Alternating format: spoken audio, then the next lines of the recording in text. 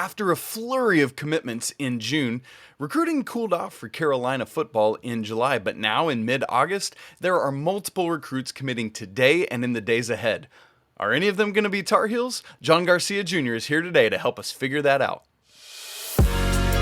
You are Locked On Tar Heels, your daily podcast on the UNC Tar Heels, part of the Locked On Podcast Network, your team every day. Hey there, it's Fro Friday, August 19th, 2022.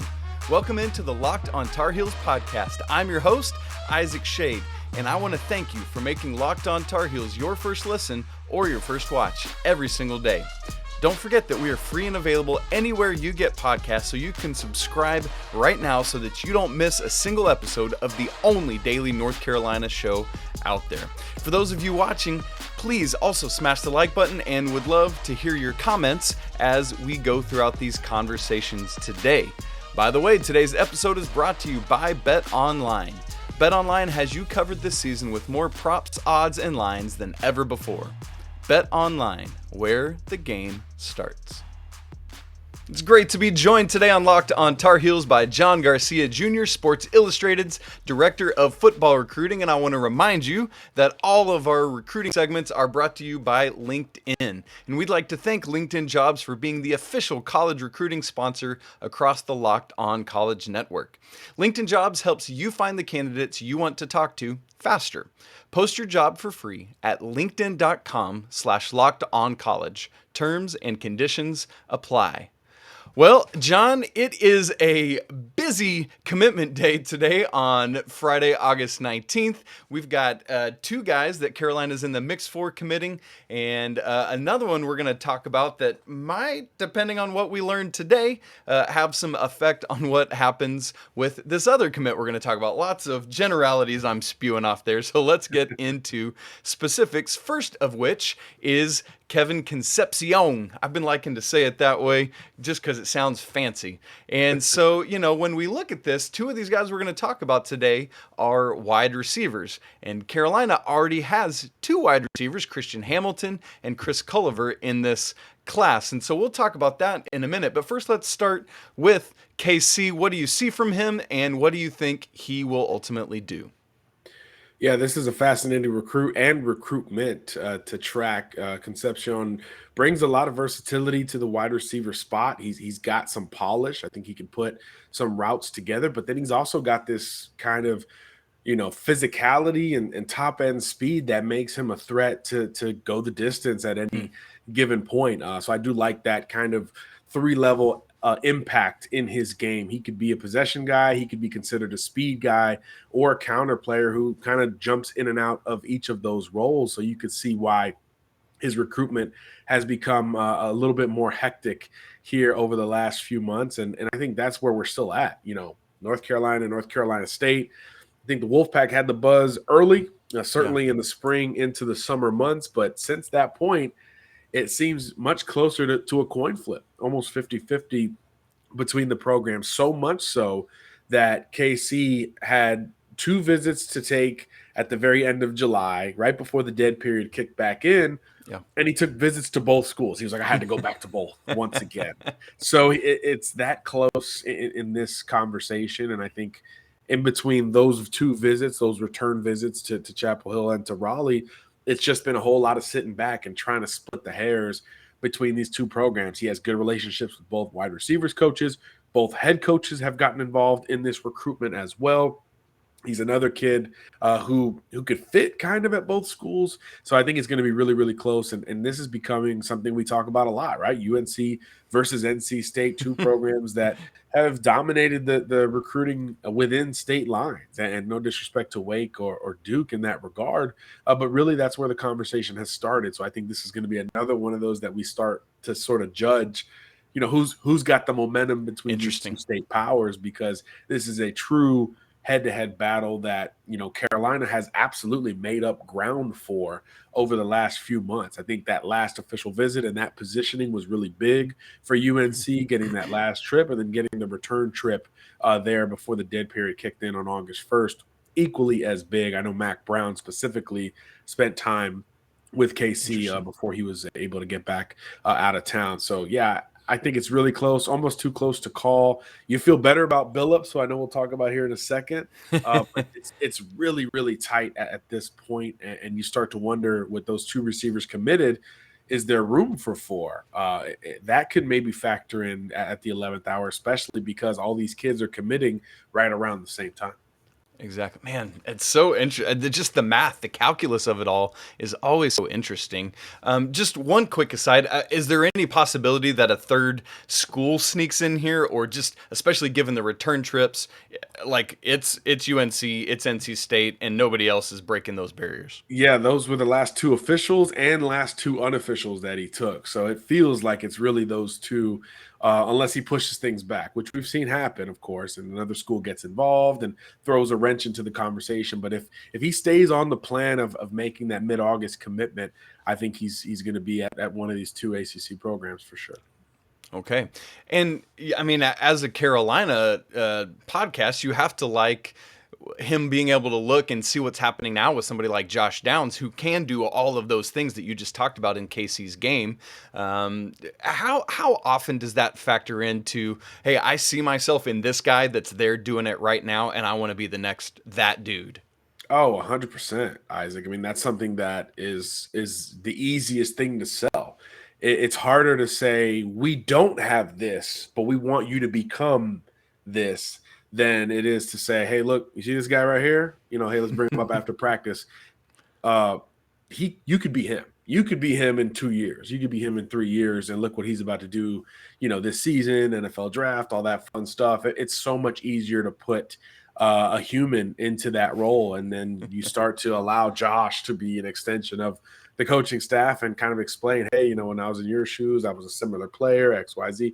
It's a lot easier to sell it when it is already there or presently there, right? It's easier to sell it with a current student versus saying, hey, man, let me tell you about Akeem Nicks back in the day. This was the guy that, that it's a harder sell because now these kids got to get on YouTube and try to figure out who these players are.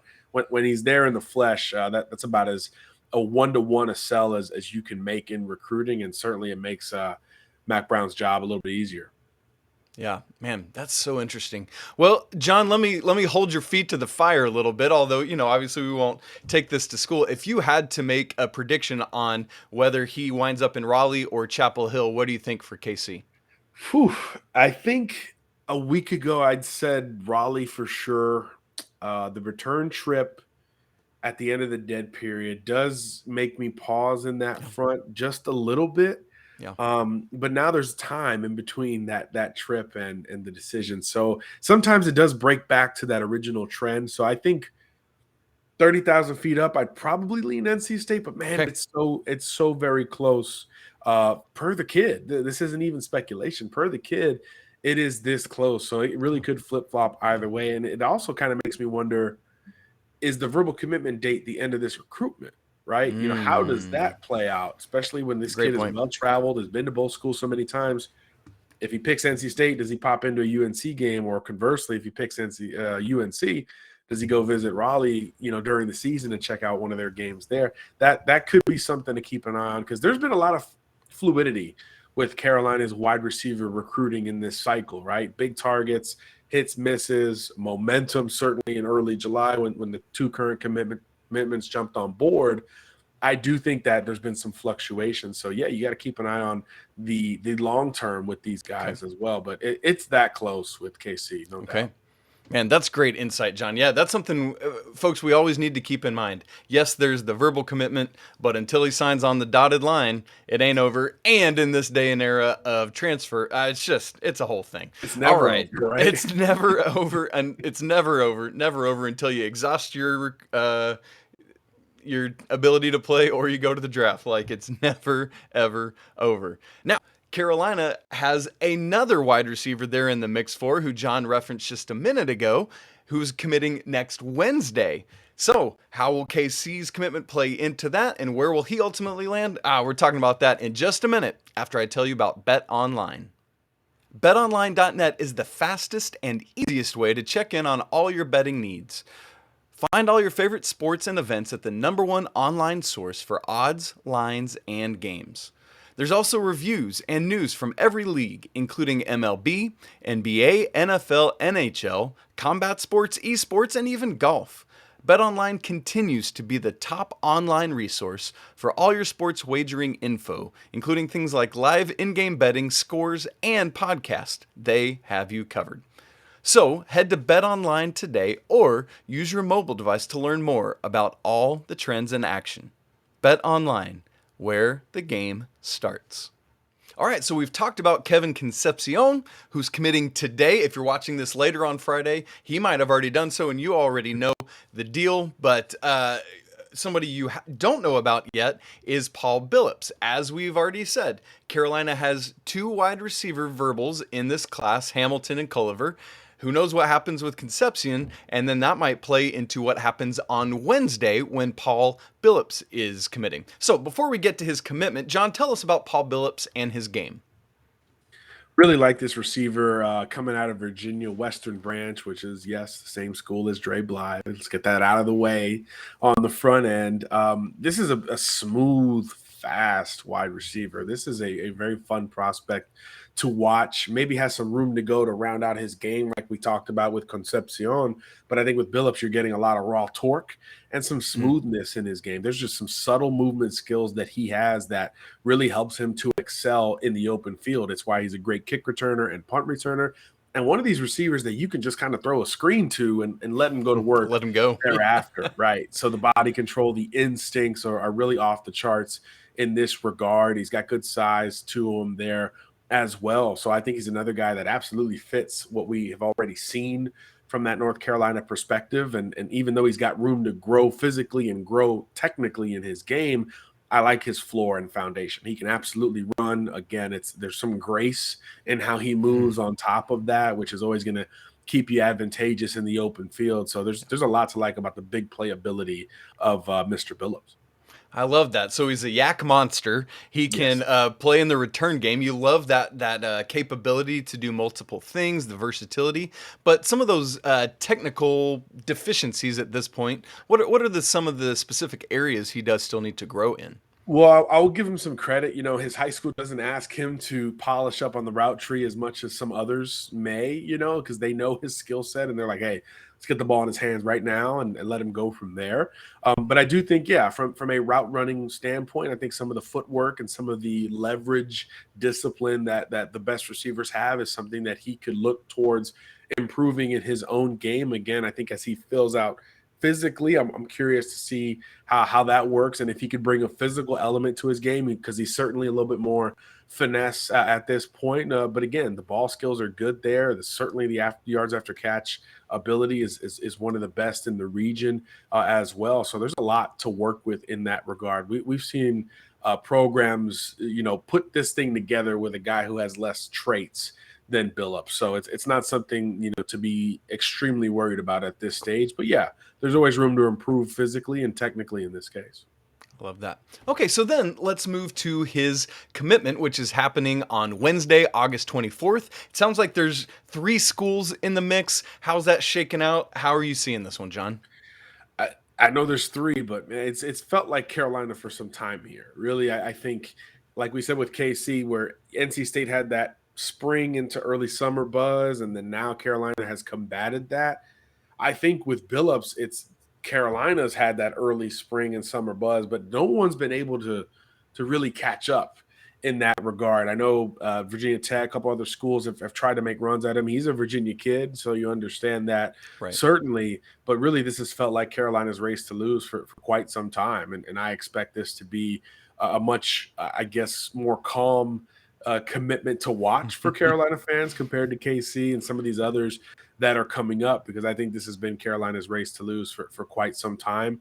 He's taken the visits. I believe it was Carolina that got his last visit there as well, which is always important in the summer visit calendar. So, yeah, I think there really hasn't been anything to push back on the thought that Carolina was going to be the team to beat in this recruitment, especially once he set that verbal commitment date. Now, if it had moved or anything like that, maybe that's an indicator that other schools are gaining some ground, but I really see this one is coming up Carolina blue without a whole lot of drama. Stranger things, I mean, these are teenagers, strange things happen, but I think as we currently sit in mid-August, this has been Carolina's race to lose for some time. It's just been a matter of, hey, when is he actually going to come off the board? And it turns out he's doing so right before his season gets going. Yeah. Interesting. Now, one of the questions is, obviously, of these two receivers, he's committing second. Concepcion is committing first. If Concepcion commits to Carolina, is there a world in which now Billups would become the fourth receiver in this class? Does that give him pause or hesitation? I don't think so. I do believe Carolina, with these guys having decisions so close to one another, you would imagine that this has been vetted, communicated, and been extended from the coaching staff to these different prospects. At receiver, it's one of those spots where it's not as much looking over your shoulder as it is at, let's say, quarterback, where most schools bring in one, and if you bring in two, it's like a ton of drama that comes with it. That's not the case for receivers. We know, especially at Carolina, 3, 4, even 5 can be on the field at the very same time. So it's not the same type of, hey, I'm looking around and seeing if they're bringing in other receivers kind of deal as other positions could demonstrate. So, yeah, I think there's a scenario where Carolina takes 4. They're still under, 20 verbal commitments at this point. It does feel like there's still room to take more commitments in this class without, too much drama going forward. And again, this has been Carolina's race to lose on top of that. So I do think if there was some friction here, I think that would have changed at some point where other schools would feel better about their chances. Okay, so that's good news for the Carolina faithful listening in. Sounds like whatever happens with Concepcion, that's like cherry on top of the ice cream. Billups should emphasis on should be a Tar Heel when we hear his commitment next Wednesday, August 24th. Now, we look at this 3, potentially 4-person wide receiver group at this point, and I know people make such a big deal, John, about the stars, and this guy's 5 and 4 and 3. How, throw the stars away, just look at these names. Who of this group between Christian Hamilton, Chris Culliver, and these two guys, KC and Billups, who excites you the most? I know we've talked in the past about floor versus ceiling and those kind of things. How do you shake out these 4 guys? I mean, Culliver's kind of the unicorn in the group, right? 6'3", 185 pounds or so, ultra productive at that size. So I think physically he's sort of the most unique of this group. I think Hamilton, KC, and Billups are all closer to that 6 foot 180 range. So I think from a frame perspective, Culliver gets like his own category and his own uniqueness in that regard. But yeah, I think there's a lot of similarities between these other 3 wide receivers, not only in size, but in their game. Even with the 2 guys that haven't committed, KC's got this kind of all-around game, but he's really good after the catch as well. He's just a little bit more physical and deliberate with it compared to Billups, who's a little more smooth and finesse with his ability after the catch. So I think these guys could eventually complement one another. And yeah, like you, I'm not into the star game as much. I do think, Hamilton is maybe the most explosive, him and Billups, just from a pure torque standpoint. Yeah. But Culliver's big, physical, interesting, and then obviously KC's got a bit of all of that in his own game. So these guys could end up complementing one another down the line should they all end up in Chapel Hill for good. So it's certainly a good problem to have that we're even having a discussion on. Who's the best one of this bunch? I think it really depends on how you define what a great wide receiver is. If it's floor versus ceiling, if it's overall polish, if it's pure playmaking ability and explosiveness, you could start getting different answers for different categories between these 4. Man, that makes so much sense. And really, I think the biggest win is exactly what you're saying. It sounds like there's a good mix of slot, possession, guys that can flex outside and back in, and the way they can maybe be a little bit interchangeable and have some good variety to their game. And I'm sure offensive coordinator Phil Longo is very excited about all those possibilities. However, let's switch to the other side of the ball because we have another commitment today, Friday, August 19th, on the defensive line, and that is Mr. Joshua Horton coming out of my home state of Georgia. So, John, I know we've got several other, like 4 defensive linemen at various positions. Are the Tar Heels going to add a 5th defensive lineman to their Jordan class today? I think they probably will. This is a kid who, right when he set his commitment date, you're like, oh, this is great news for Carolina right off the top. We hadn't heard a whole lot of Auburn buzz in the recruitment. I think they got maybe the first or second official visit. And then the other finalist that Josh put out was UCF. And no disrespect to Gus Malzahn and company, but they haven't been able to recruit at that level where they're consistently beating Power 5 programs across the board. Ironically enough, the last time they did it was for defensive tackle and John Walker, but he's an Orlando kid, right? I mean, this is Josh Horton, a Langston Hughes kid, Fairburn, Georgia, where you're extremely familiar, of course, and that's a great program. Went to state just last year. They have a bevy of Power 5 guys, committed across the country at this point.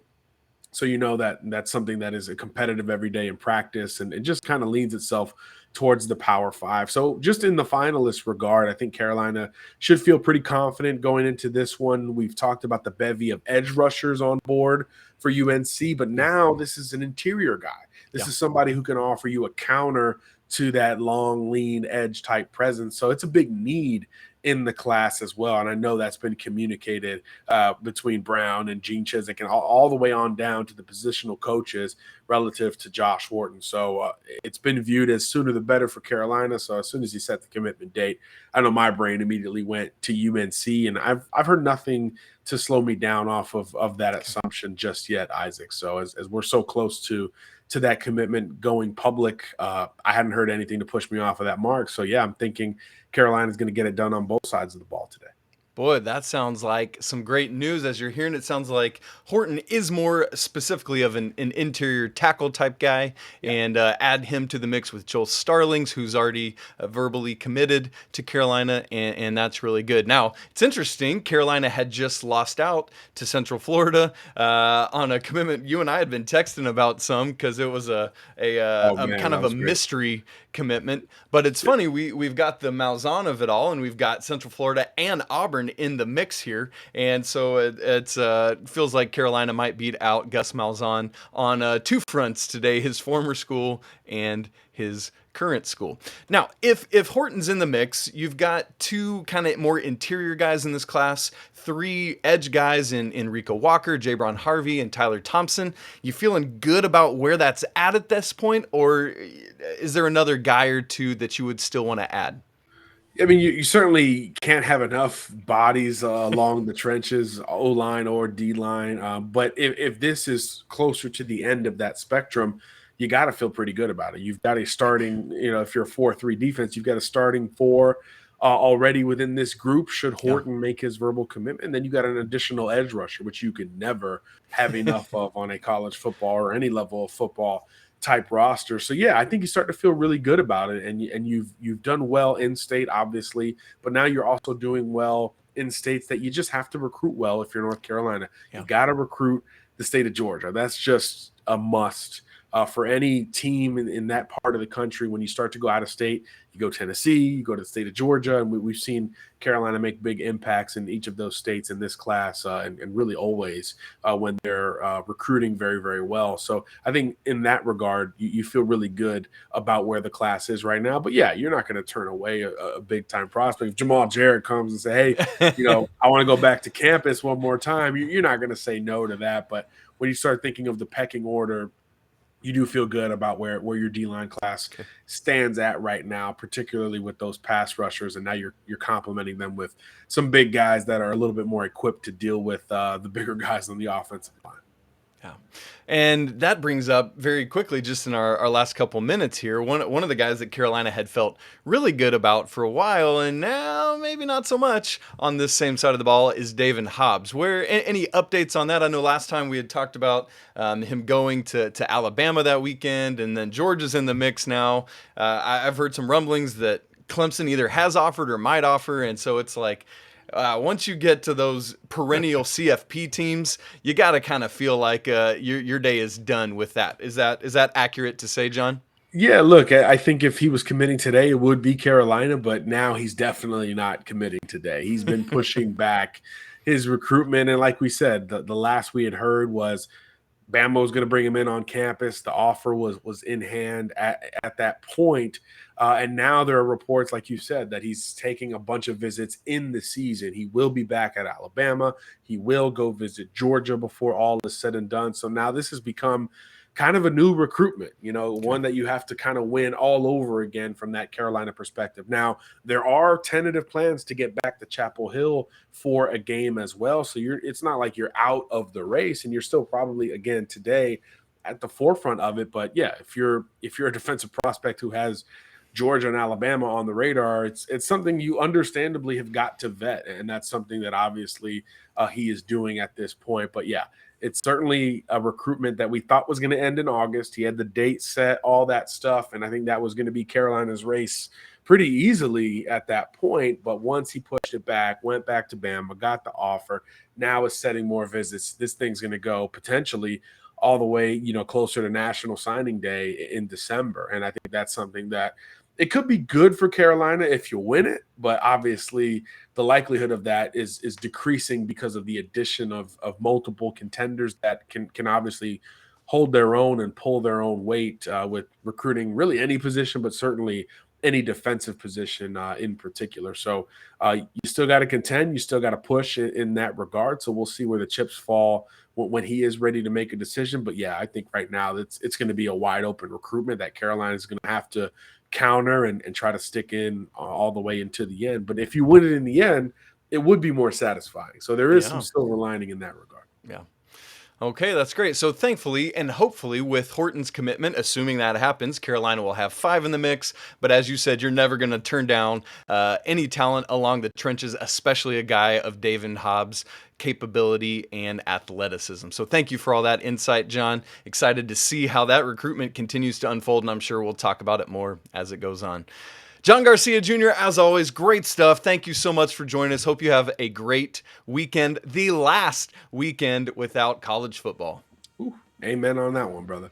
Big thanks, as always, to John Garcia Jr. for joining us today. And that does it for this episode and this week of Locked on Tar Heels. Thank you so much for joining us. Hey, coming up next week, it is game week for Carolina football. I can't believe we're here already, going to have all sorts of great stuff there.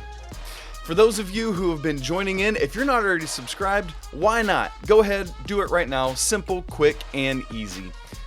You can follow the show on Twitter at Locked On Heels. You can follow John Garcia on Twitter at Garcia Locked On, and you can follow me simply at my name at Isaac Schade.